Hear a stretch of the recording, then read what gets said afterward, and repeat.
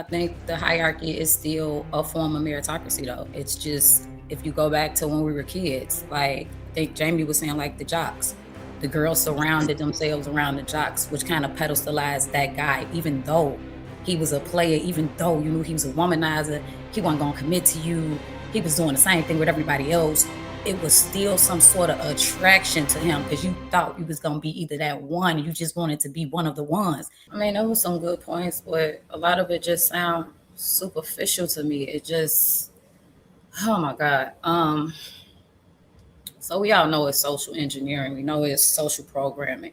A lot of that whole bad boy complex is just what we saw on TV, and it was who was brought around us in terms of our family members, and again, what they were pedestalized to look like.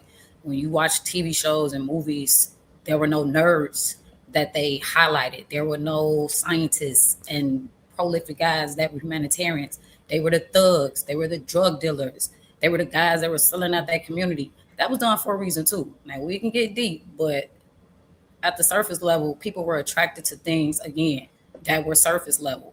And if you carry that, then you teach other people, like learn behavior. Like, oh, if my mom is bringing that guy in, or if the women in my family are bringing this particular type of guy in, that's what I'm supposed to be attracted to. Similar to the way that they treat them.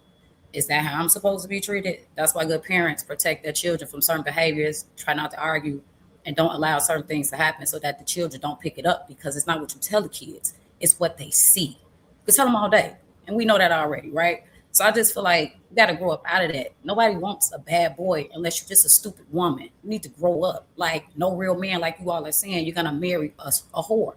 You want a real woman who has certain attributes, qualities, and roles that she can play. So let's not have a roundabout conversation. That's clown BS. Again, if you're a grown woman or a grown man and you're looking for somebody that's a bad B or a bad boy, that's not a sustainable relationship. That's not even a sustainable quality. So, Lord Jesus, um, God bless you guys. But let's just keep it real. Willie did make a great point. Like when we're kids, we're not thinking about if they're masculine or not. It's just who looks good and like who treats you nice. If the guy push you down and he don't do something for you, you get rid of him, vice versa with the boys. But I think as we get older, again, it's that social program. We start to say what a man is supposed to look like, and then we put those confined, masculinized pressures on a man as to what he's supposed to look like. Like it's a box now. I'm looking for a man. So what is a man supposed to look like? Because if that young boy was communicative, now you don't want him to be communicative. Now he's too talkative. Now he's too emotional, right? If he wasn't aggressive, now you want him to be aggressive. It just it becomes hypocritical. So again, we just gotta have real conversations and balance it out. I think masculinity to a lot of us could be a social construct, but what I've learned is container term, because depending on where you are and who you have that conversation with, it looks completely different. It could be subjective. So I'll land. To be fair, some of us do marry hoes. Like hoes do get married. Trust me. Some of us has married a hoe before. So don't think that it's like a rare occasion that hoes do get married. I would never say that. That's why the whole phrase is they winning, right? Instead of sinning. So we know. Oh no, this was in 2006. I don't know about that part instead. Right. Where you going? Winning. You know, Mhm. I land, like I said. Mr. Pearl, you don't think that for the vast majority of history, and I don't know, I'm just asking the question, right? That a lot of what women are attracted to is tied to just hierarchy, whether it be social hierarchy or whatever. Like even in like if you grow up and you're in a space like the hood or whatever, the social hierarchy will be like that certain types of men just happen to rise to the top, right? And I think probably I would assume that in all, throughout history, certain types of men just rose to the top and they happen to have certain characteristics. But what do you think about that? I think that could be true. I think the hierarchy is still a form of meritocracy, though. It's just if you go back to when we were kids, like I think Jamie was saying, like the jocks, the girls surrounded themselves around the jocks, which kind of pedestalized that guy, even though he was a player, even though you knew he was a womanizer, he wasn't going to commit to you. He was doing the same thing with everybody else. It was still some sort of attraction to him because you thought you was going to be either that one, you just wanted to be one of the ones. It was crazy, right? So I get exactly what you're saying, what it is, but I still feel like people are influenced literally by what other people are doing and what they're taught to be attracted to until they learn this doesn't work for me, or I don't like the way this feels, and then they come up out of that. So, I mean, I agree with you. I'm curious to the vice versa. Like even if men, like, even I'm sure we all can all say that we don't like a certain type of woman, right? But would we be lying if we said that we had no attraction to a certain type of woman?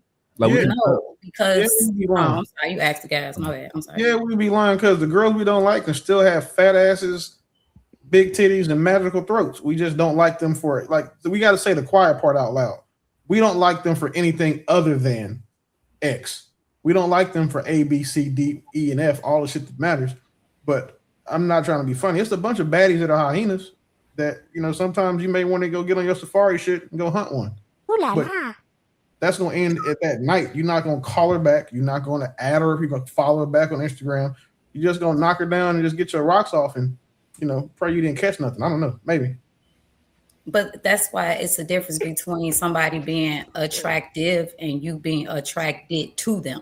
Mm-hmm. We all look good on this panel, right? But if we were to try to sit down and have an actual chemistry or compatibility or connection conversation, it would, right? But y'all both look good. Doesn't mean that we go well together. Like, stop doing it.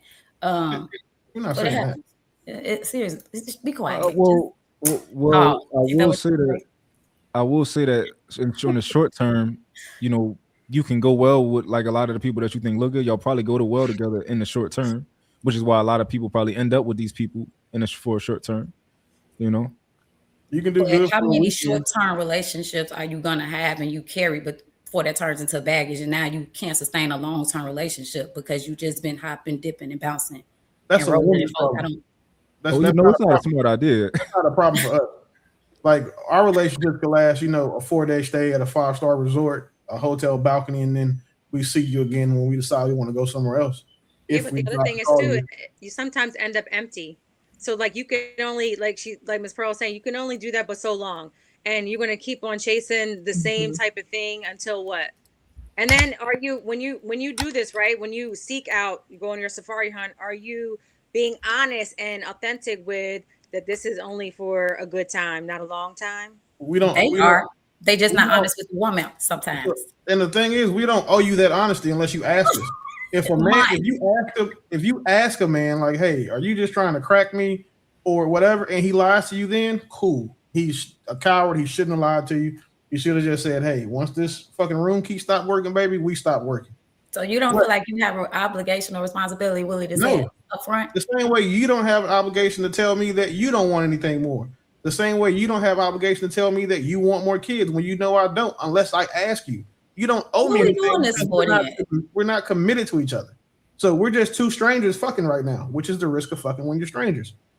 But that unspoken rule and conversation, that leads to disaster. Like, for you have to have a y'all, conversation. Like, what are we doing here? I understand why women want to have that conversation because, again, the damages that can happen from being in these, 3 to 4 day stay relationships is significantly higher than what it would be for us. However, as a man, if I want to fuck you and you want to fuck me, that's all that I have to care about.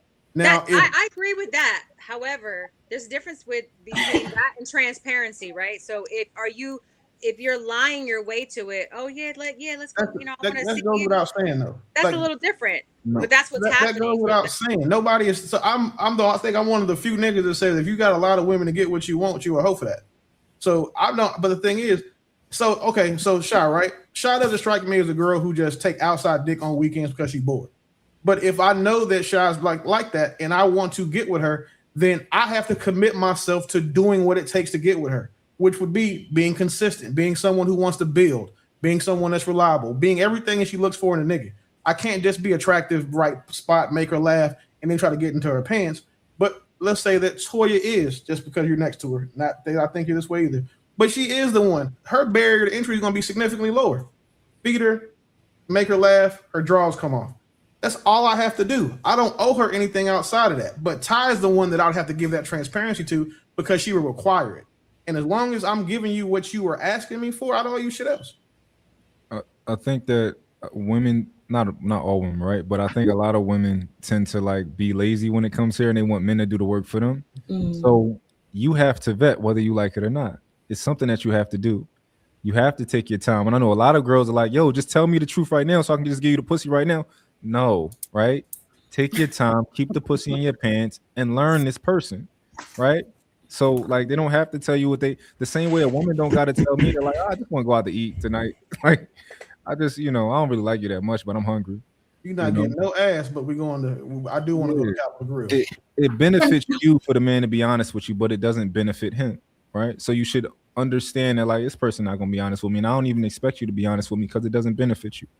If a girl is like, it might be a girl that got to text 6 different men like, hey, big head, like for $100, because her rent is due tomorrow, and it's probably not in her best interest to tell me like, oh, I just text 5 other niggas, and my rent is due tomorrow. No, she need that money, so And there's it also caliber sounds like of fear women, though. Yeah, there's different caliber of women. I mean, you're talking about the woman. Yeah, I think that the issue is